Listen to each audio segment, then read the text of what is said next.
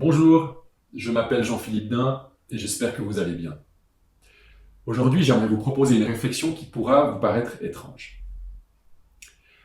Commençons par imaginer des choses aussi différentes que par exemple une molécule d'eau ou le système solaire, un bourgeon de sapin ou encore une mélodie ou la relation d'un couple. Mais quelles sont selon vous les ressemblances entre ces différentes choses? Vous pensez qu'il n'y en a pas? Et pourtant, il y a un certain nombre de similitudes. Tout d'abord, on peut constater que toute chose dans l'univers est constituée d'éléments distincts. Les atomes dans une molécule, les planètes du système solaire, les notes dans une mélodie, ou les différents membres d'une même famille. Mais ce qui est plus intéressant, c'est que ces éléments sont en interaction et forment des ensembles. On pourrait dire qu'ils forment des structures ou des systèmes. Par exemple, un bourgeon de fleurs est constitué de différentes cellules. Et ces cellules agissent ensemble pour donner naissance à une fleur. Un morceau de musique est lui-même composé de différentes notes qui, ensemble, créent une mélodie. Et c'est pareil pour un couple, la voûte d'une église, un cristal ou n'importe quelle autre structure. Mais il ne s'agit là que d'une simple description et pas encore d'une explication. J'aimerais faire avec vous un pas de plus. Selon moi, on peut identifier 3 forces fondamentales qui sont à la base de toutes les formes d'existence. Elles soutiennent la constitution des roches, des végétaux ou des animaux, et elles offrent aussi un cadre à nos relations sociales et à notre fonctionnement psychique. Je les appelle les 3 forces premières. Selon moi, ces 3 forces sont la force d'interaction, la force de différenciation et la force de structuration. Qu'est-ce que j'entends par là? La force d'interaction est la première de ces forces. C'est elle qui nous incite à interagir avec le monde qui nous entoure.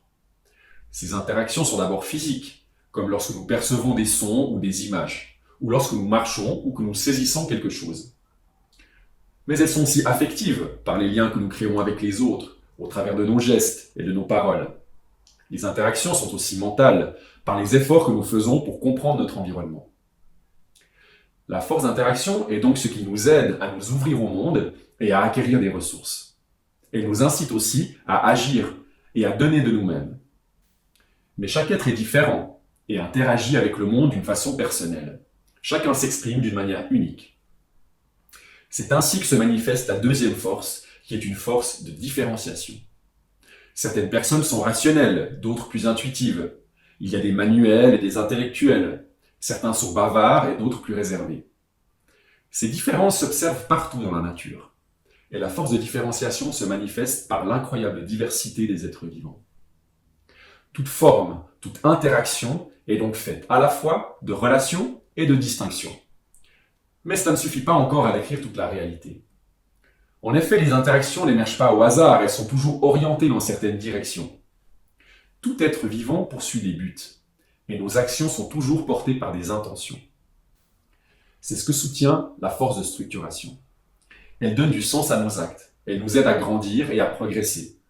On peut donc dire que la troisième force a pour but de soutenir la croissance et l'évolution des êtres vivants.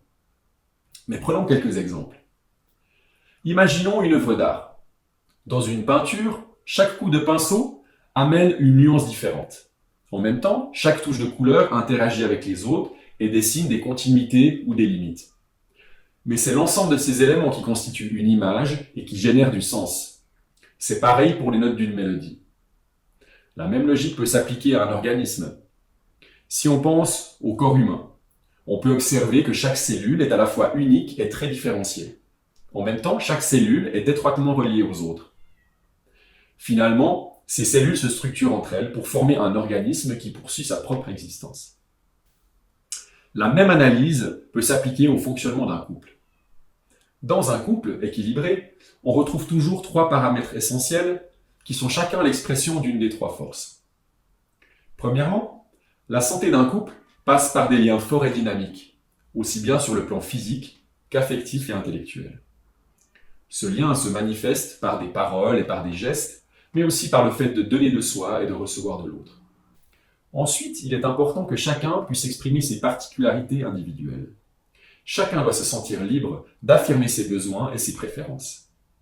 Finalement, un couple n'existe pas sans projet commun, sans vision d'avenir, et la vie à deux s'inscrit toujours dans un devenir. Ça peut être un projet de famille, l'achat d'une maison ou des envies de voyage. Ainsi, les trois forces s'expriment dans toutes nos actions et dans toutes nos pensées. On pourrait donc en déduire que la vie est intéressante lorsque les trois conditions suivantes sont réunies. Lorsqu'elle est riche d'interactions, qu'elle nous permet d'exprimer notre personnalité et qu'elle est porteuse de sens pour nous-mêmes et pour les autres. Si vous souhaitez approfondir ces réflexions, je vous invite à lire mon essai « Relations, distinction, devenir », essai sur les trois forces premières de l'existence aux éditions L'Harmattan.